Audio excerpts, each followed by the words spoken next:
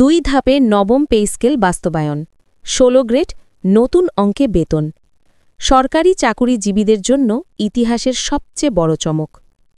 আসসালামু আলাইকুম প্রিয় দর্শক, আজকের ভিডিওটি কোনো সাধারণ আপডেট নয়।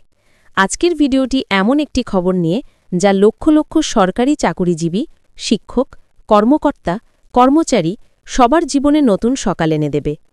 তাই বন্ধুরা, বিস্তারিত আলোচনা জগৎ পূর্বে এখনও যারা চ্যানেলটি সাবস্ক্রাইব করেননি, এখনই চ্যানেলটি সাবস্ক্রাইব করে বেল বাটনটি অন করে দিন। হ্যাঁ বন্ধুরা, অবশেষে পরিষ্কার হল জাতীয় নবম পে স্কেল 2 ধাপে বাস্তবায়ন করা হবে। অনেকটা চমক, অনেকটা স্বস্তি আর কিছুটা উত্তেজনা মিলেমিশে যে চিত্রটা তৈরি হয়েছে সেটাই আজ আপনাদের সামনে তুলে ধরব। 30শে নভেম্বর পে কমিশনের সঙ্গে সরকারি কর্মচারী প্রতিনিধি, শিক্ষক সংগঠন, প্রশাসনের সিনিয়র সচিব সবাইকে নিয়ে একটি উচ্চ পর্যায়ের বৈঠক অনুষ্ঠিত হবে। এই বৈঠকেই উপস্থাপন করা হবে পূর্ণাঙ্গ অথবা সংশোধনীয় খসড়া। এটাই হবে সেই খসড়া যা ঠিক করে দেবে বেতনের নতুন অনুপাত, 16টি গ্রেড, ভাতার নতুন কাঠামো, বাস্তবায়নের সময়সীমা, বার্ষিক ইনক্রিমেন্ট এবং 2 ধাপে বাস্তবায়নের রোডম্যাপ। অবশেষে সূত্র বলছে নবম পে স্কেল 2 ভাগে বাস্তবায়নের সুপারিশ চূড়ান্ত। নতুন কাঠামোর কেন্দ্রে রয়েছে 16টি গ্রেড।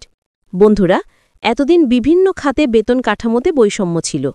কেউ ছিল 20 গ্রেডে, কেউ 16তে, কেউ 13তে, কিন্তু এবার সব এক ছাতার নিচে আনা হচ্ছে। মাত্র 16 গ্রেডে পুরো জাতীয় বেতন কাঠামোকে নিয়ে আসা হবে। এতে কি হবে?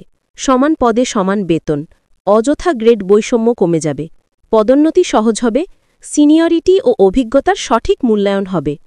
16 গ্রেড থাকলেও বেতনের ফ্রেমওয়ার্ক থাকবে আরও বেশি শক্তিশালী এবং বৈজ্ঞানিক। এবারের পে স্কেলের মূল ভিত্তি নির্ধারণ করা হয়েছে 1.4 অনুপাত, মানে পুরনো স্কেলের তুলনায় নতুন স্কেলে বেতন দাঁড়াবে প্রায় 40 থেকে 55% বেশি। এটা বাংলাদেশের পে হিস্ট্রিতে একটি বড় পরিবর্তন, কারণ এত বড় অনুপাতে বেতন পুনর্নির্ধারণের ঘটনা এর আগে খুব কম দেখা গেছে। বন্ধুরা, এবার যেটা শুনবেন সেটা সত্যিই ঐতিহাসিক। সর্বনিম্ন বেতন 35,000 টাকা। এটা শুধু বেতন নয়, এটা নন গ্র্যাজুয়েট কর্মচারীদের মর্যাদার নতুন স্বীকৃতি। সর্বোচ্চ বেতন 1,75,000 টাকা। এটি হবে সরকারিভাবে প্রস্তাবিত সর্বোচ্চ মূল বেতন। এতে সিনিয়র সচিব, বিশেষ গ্রেড কর্মকর্তারা ধাপে ধাপে অন্তর্ভুক্ত হবেন। এবার ভাতা নিয়ে গুরুত্বপূর্ণ সিদ্ধান্ত এসেছে। ভাতাগুলো শুধু থাকবে না, বরং এগুলোকে আরও যৌক্তিক করা হবে। উপস্থাপিত ভাতাগুলো: 1. হাউস রেন্ট ভাতা, বেসিকের 30 থেকে 50%, গ্রেড ভেদে 30,000 থেকে 87,500 টাকায় বেতনে হবে, 10,500 থেকে 87,500 টাকা। 2. মেডিকেল অ্যালাউন্স, 3,000 থেকে 5,000 টাকা, সবার জন্য এক হার প্রস্তাব, উচ্চ পদে একটু বেশি। 3. ট্রান্সপোর্ট ভাতা, সাধারণ কর্মচারী 3,000 টাকা, কর্মকর্তা 5,000 থেকে 10,000 টাকা, বিশেষ গ্রেড 12,000 থেকে 15,000 টাকা। 4. শিক্ষা ভাতা, প্রতি সন্তান 1,200 থেকে 1,500 টাকা, সর্বোচ্চ 2 সন্তান পর্যন্ত। 5.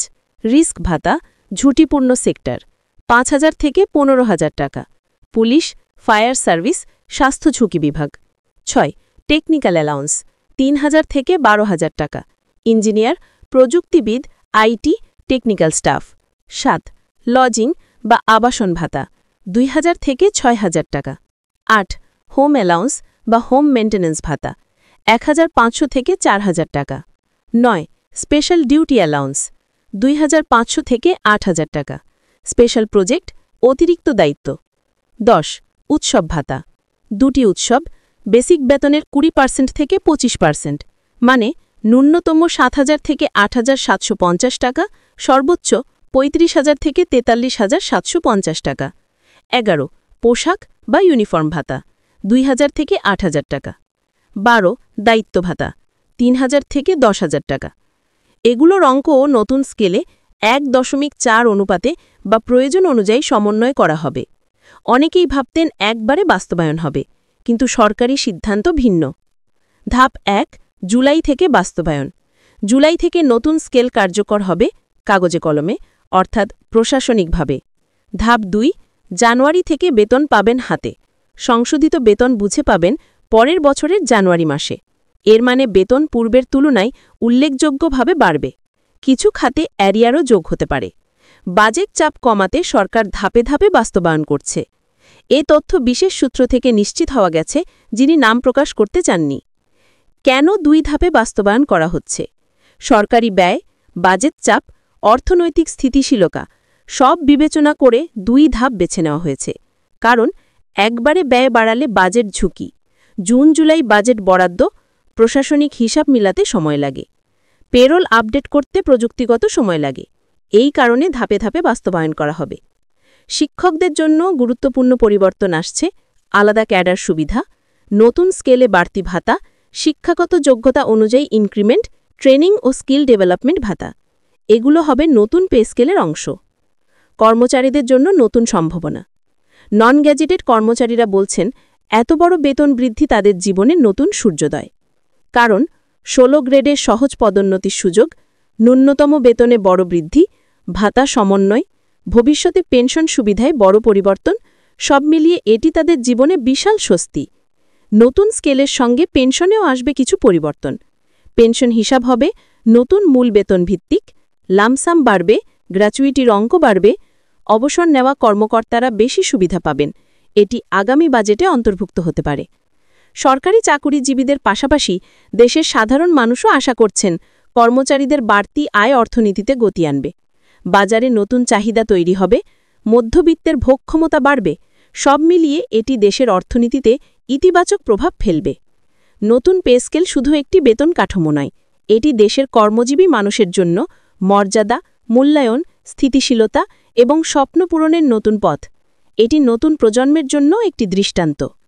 বন্ধুরা, আজকের এই ভিডিওতে আমরা যে খবরটা নিয়ে কথা বললাম, এটা শুধু সংখ্যার হিসাব না, এটা লাখো পরিবারের স্বপ্ন, আশা, অপেক্ষা, একটা নতুন যাত্রার সূচনা। 2 ধাপে নবম পে স্কেল বাস্তবায়ন বাংলাদেশের প্রশাসনিক ইতিহাসে এটি আরও একটি বড় মাইলফলক হতে যাচ্ছে। প্রিয় দর্শক, আপনারা যদি সরকারি চাকুরিজীবী হন, তাহলে সামনে আসছে আরও সুখবর। আর যদি নাও হন, তবুও এই পরিবর্তন আপনাদের জীবনে ইতিবাচক প্রভাব ফেলবে।